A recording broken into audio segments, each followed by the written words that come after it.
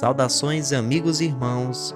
Vocês estão no canal Reformadores da Igreja, o canal que traz os melhores vídeos para fortalecer seu conhecimento na graça de Deus. Antes de ouvir essa mensagem, eu convido você a se inscrever nesse canal e a clicar no sininho das notificações para continuar sempre ligado aqui nos novos vídeos que surgirem no canal. E agora, nós vamos assistir a mensagem de hoje. E Paulo diz: não entristeça o Espírito Santo. É evidente porque é que ele está dizendo isso.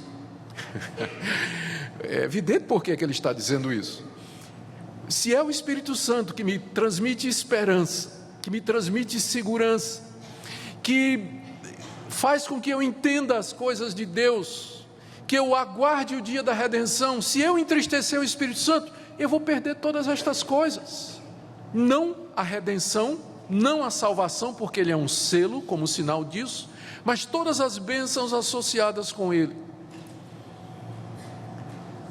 Quando o rei Davi, lá no Salmo 51, ele orou depois que ele pecou, ele disse: ó Deus, torna a dar-me a alegria da salvação. Nós não devemos entristecer o Espírito Santo, porque é ele quem nos dá a alegria de sermos crentes, ele que faz com que a Bíblia faz sentido, ele que faz com que nós tenhamos essa comunhão espiritual uns com os outros, ele que faz com que eu me relacione com Deus, que eu ore, que eu tenha vontade de orar, e que ao orar eu sinta a presença de Deus. É ele que faz tudo isso. Se nós entristecemos o Espírito, como que ele para de fazer estas coisas? E você sabe o que é você andar às escuras? Você se sentir frio, você não já sentiu assim? Vazio, não tem vontade de orar, não tem vontade de ler a Bíblia. Você olha as coisas da perspectiva humana, você não consegue ver Deus nas coisas, nos fatos, nos acontecimentos. De onde é que vem isso? Não é que você não é crente, mas é que o Espírito de Deus que faz todas estas coisas pode estar sendo entristecido por você. Esse ânimo espiritual, essa vitalidade espiritual, esse estado de espírito piedoso, desejo de orar, de amar, disposição de perdoar, de andar mais uma milha com seu irmão, isso tudo vai embora quando o Espírito Santo está sendo entristecido. Nós andamos como as pessoas do mundo andam, carnais, frias, não espirituais. Há várias definições na Bíblia para isso. Então, é claro, é por isso que Paulo diz: não entristeça o Espírito de Deus. E o que é que entristece o Espírito de Deus? Está aí no verso 31. Não precisamos ir muito longe, é só um versículo distante. Paulo nos dá a relação daquilo que entristece o Espírito Santo quando ele diz: longe de vós toda amargura, cólera, ira, gritaria, blasfêmia e bem assim toda malícia. Quer saber o que é que entristece o Espírito Santo? Está aqui a relação. Primeira coisa que chama a nossa atenção a primeira pergunta que nós fazemos é: por que Paulo escolheu essa lista aqui e não outras? Ele podia ter acrescentado aqui adultério, roubo, idolatria, imoralidade. Ele poderia ter feito isso. Mas todas estas coisas relacionadas aqui, todas essas atitudes, elas são uma reação nossa ao erro do nosso próximo. Perceberam? O que é a amargura? Senão quando eu fico ressentido com alguém que me magoou. A cólera, alguém me magoou, alguém me feriu, alguém fez alguma coisa errada comigo. A ira, a gritaria, com quem você grita? Senão com aquele de quem você discorda e que você acha que está fazendo uma coisa errada. Blasfêmia, que significa falar mal. Não pense que é só blasfêmia. Blasfêmia tem só um sentido religioso com relação a Deus, como blasfêmia contra o Espírito Santo. Blasfemar na Bíblia significa falar mal. Falar mal, você fala mal de quem? Malícia, esperteza pecaminosa no trato. Todas estas atitudes aqui são reações pecaminosas que você toma quando você discorda de alguém. E por que Paulo escolheu essa lista? É porque o Espírito Santo é o selo para o dia da redenção, o dia da restauração de todas as coisas, quando finalmente nós seremos irmãos, quando não haverá mais nada entre nós, nós poderemos amar livremente. Quando o perdão será completo, que não vai haver absolutamente nada entre você e seu irmão. É isso que caracteriza o reino de Deus. Não foi isso que pôs tudo a perder lá no paraíso? Quando Adão desobedeceu a Deus juntamente com sua esposa, eles primeiro quebraram o relacionamento com Deus, depois quebraram o relacionamento entre si. Adão disse: foi a mulher que o Senhor me deu, a culpa é dela. Já se separaram e começaram a sentir vergonha um dos outros.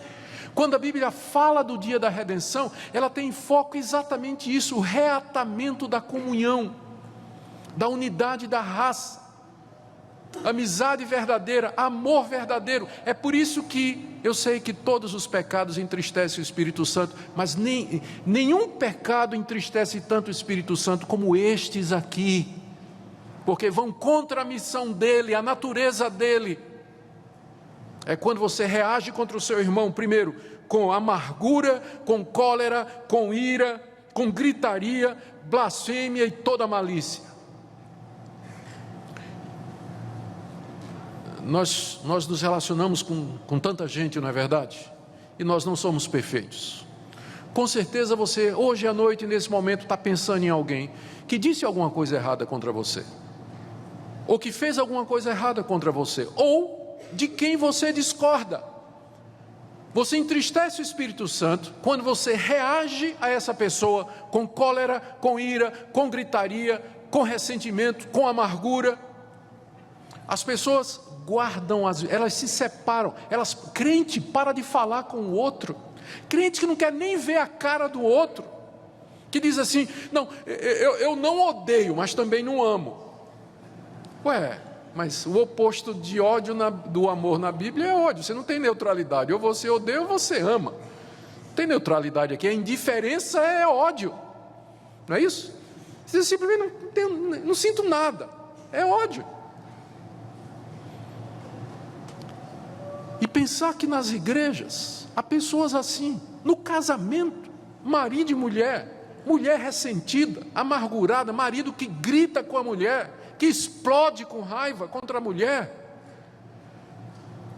É por isso que eu anseio pelo dia da redenção, quando não vai ter mais isso, quando não haverá nenhuma dessas coisas. Para entristecer o Espírito Santo, você não precisa ser adúltero, você não precisa ser um ladrão de banco, um traficante de drogas, pedófilo. Não, basta fazer isso aqui e você está entristecendo o Espírito de Deus, no qual você foi selado para o dia da redenção. E os efeitos não é à toa, não é à toa que os efeitos aparecem na vida das pessoas que fazem isso. Não tem interesse em ler a palavra, não tem interesse em orar, não tem interesse em chamar a esposa e dizer: querida, vamos conversar as nossas diferenças, vamos ajoelhar ao lado da cama, confessar a Deus os nossos pecados, reatar nosso relacionamento.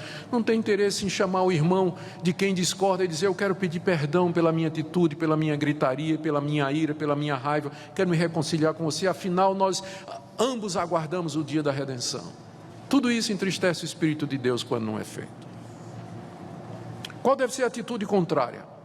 Está no verso 32, introduzido pela palavra antes. Ou seja, em vez disso, ou seja, em vez da amargura, cólera, ira, gritaria, blasfêmia e toda malícia, em vez disso, aí vem 3 atitudes que Paulo coloca. Lembrando do esquema dele: não para o pecado, sim para Deus. Nós vimos o que é que nós não devemos fazer. Agora, o que é que devemos fazer então, nesse contexto de relacionamentos? 32. Antes, sede uns para com os outros, benignos, compassivos, perdoando-vos uns aos outros. Essa é a vida do universo redimido. É assim que será: benignidade, compaixão e perdão completo. É isso que nós temos de fazer. Não entristecer o Espírito de Deus, mas em vez disso, não entristecer o Espírito com essa atitude de ira, gritaria, cólera, malícia e blasfêmia. Não. Mas o que fazer quando uma pessoa me ofende? O que fazer quando uma pessoa me trata mal? Eu tenho que ser benigno com a pessoa, significa ser bondoso com ela. Eu tenho que ser compassivo, é o termo que ele usa aqui, que é a mesma coisa de misericordioso, dar o crédito do amor. De repente a pessoa disse isso, mas ela não quis dizer isso. De repente ela falou aquilo, mas ela talvez não sabia de todos os fatos. Talvez ela falou aquilo, mas ela estava só repetindo alguma coisa que disse. Ou talvez eu não entendi direito. Então, a compaixão, ela favorece o culpado e dá ao culpado uma chance. A gritaria não, a ira não, já pronuncia o julgamento e executa. Mas a compaixão, ela quer dar uma oportunidade para resolver. E de repente, a gente vai ouvir a pessoa e diz: não, eu nunca quis dizer isso, você me entendeu mal. O que na verdade eu disse foi: me perdoa, eu tinha entendido mal. Então a pessoa vai dizer: eu de fato disse isso, mas eu estou vendo que eu estou errado, eu peço que você me perdoe. A compaixão provoca isso. Em seguida o perdão, perdoando-vos uns aos outros. Queridos, nós somos selados no mesmo Espírito para o dia da redenção.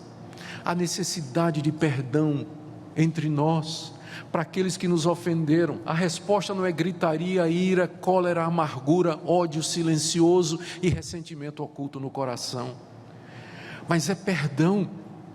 E Paulo nos dá 2 motivos aqui, como ele sempre faz quando faz esse contraste, essa comparação. Ele dá 2 motivos para que nós sejamos benignos, compassivos e perdoando uns aos outros. O primeiro está no final do verso 32, ele diz: perdoai-vos uns aos outros, como também Deus em Cristo vos perdoou.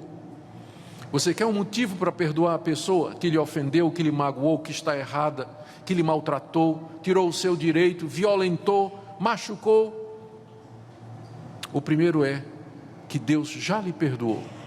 Jesus contou uma parábola que é muito conhecida, de um homem que devia R$1 milhão ao rei, não tinha como pagar, o rei mandou prender, e ia tirar tudo que tinha dele e colocar à venda a mulher e os filhos, e o cidadão ia ser preso. Esse homem se humilhou diante do rei e disse: por favor, me dá uma oportunidade, eu prometo que eu te pagarei tudo. O rei ficou com tanta pena daquele súdito que disse: você não precisa pagar mais nada, você está perdoado. Então aquele homem sai do palácio aliviado, R$1 milhão de dívida. Quando ele vai descendo as escadarias do palácio, quem é que ele vê?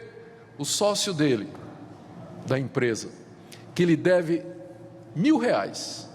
Ele pega o Joaquim pelo pescoço e diz: lembra aqueles R$1.000 que você está me devendo? Paga agora, senão vou te processar.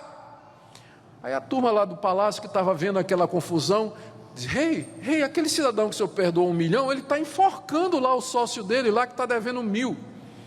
Aí o rei chama o cidadão e disse: servo ingrato, eu te perdoei R$1 milhão, você não devia ter compaixão do seu colega que te devia R$1.000? É o que Paulo está fazendo aqui. Você tem que perdoar, porque Deus já lhe perdoou. O que Deus perdoou a você é mais do que qualquer coisa que qualquer ser humano tenha lhe feito. Qualquer perdão que você libere para uma pessoa sempre vai ser 1.000 comparado a R$1 milhão que Deus lhe perdoou pelas suas iniquidades e pelos seus pecados. Então por que você retém amargura, raiva no coração, se você já foi perdoado por Deus? Não é à toa que Jesus, na oração do Pai Nosso, ele disse assim, que nós devemos orar: perdoa-nos as nossas dívidas, como nós perdoamos aos nossos devedores. Como se Jesus dissesse: Deus não vai lhe perdoar se você não perdoar os outros. Ele não vai. A motivação é essa: você tem que perdoar, porque Deus também nos perdoou. Verso 1 do capítulo 5, na mesma linha: sede, pois, imitadores de Deus, como filhos amados. Imitem a Deus nisso. Ele perdoou vocês. Vocês são filhos amados de Deus, imitem a Deus nesse ponto, e não o mundo. E não o mundo que vai lá na internet, quando se sente ofendido, escreve cobra, lagarto, gato e cachorro dos inimigos. Eu já li tanta coisa na internet. Venho por meio dessa declarar que odeio fulano de tal, o canalha fez isso, fez isso, fez isso. E o cara tem 10 seguidores, né? Venho ao mundo declarar que tal, tem 10 pessoas que vão ler aquilo. Não, nós não somos, nós somos filhos de Deus e vamos imitar o nosso Pai. Segunda razão que Paulo dá, está no verso 2: andai em amor, como também Cristo nos amou e se entregou a si mesmo por nós, como oferta e sacrifício a Deus em aroma suave. Cristo nos amou e Ele se deu por nós na cruz, sofreu em nosso lugar, pagou os nossos pecados. Se nós somos discípulos do crucificado, devemos também andar em amor e nos entregar pelos nossos irmãos. A você que chegou até aqui, nós convidamos a se inscrever no canal Reformadores da Igreja, também deixar um like e compartilhar esse vídeo nas suas redes sociais, enviando sempre para um amigo, um irmão, compartilhando nos grupos de WhatsApp da sua igreja ou da sua família. Isso ajuda muito a essa mensagem alcançar mais pessoas serem impactadas pela palavra de Deus. Em especial, hoje, um tema tão importante aqui abordado pelo reverendo. Nesse trecho, ele fala a respeito de todas as atitudes que entristecem o espírito. Em especial, ele cita aqui essa lista que o apóstolo Paulo expõe a respeito da nossa relação com as outras pessoas. Às vezes a amargura, a cólera, a ira, a gritaria, todos esses sentimentos, esses impulsos da nossa carne que visam muitas vezes atacar, ferir outras pessoas, e todas essas ações, elas expõem o pecado, expõem aquilo que a nossa carne tem na sua natureza, o pecado. E certamente todas essas atitudes entristecem o espírito. Então essa é uma mensagem também para que nós possamos refletir a respeito de como nós agimos com as pessoas ao nosso redor, como tem sido o nosso pensamento, se nós temos sido pessoas levadas pelo ódio, pela raiva, nós não temos domínio próprio, que é um dos frutos do Espírito, se nós temos então agido pela impulsão da nossa carne, nós temos sido pessoas rancorosas com aqueles que por acaso tenham nos ferido. Todas essas atitudes, elas são contrárias à palavra de Deus, elas são contrárias a uma vida de santidade, uma vida de alguém que foi regenerado, salvo, lavado pelo sangue de Jesus. Você, meu irmão, minha irmã, possa refletir a respeito dessa condição, autoanalisar-se e se corrigir diante de Deus, porque nós precisamos sempre nos apresentar diante dele, e a palavra dele diz que ele é fiel e justo para perdoar os nossos pecados e nos purificar de toda injustiça. Que Deus venha abençoar a sua vida em nome de Jesus.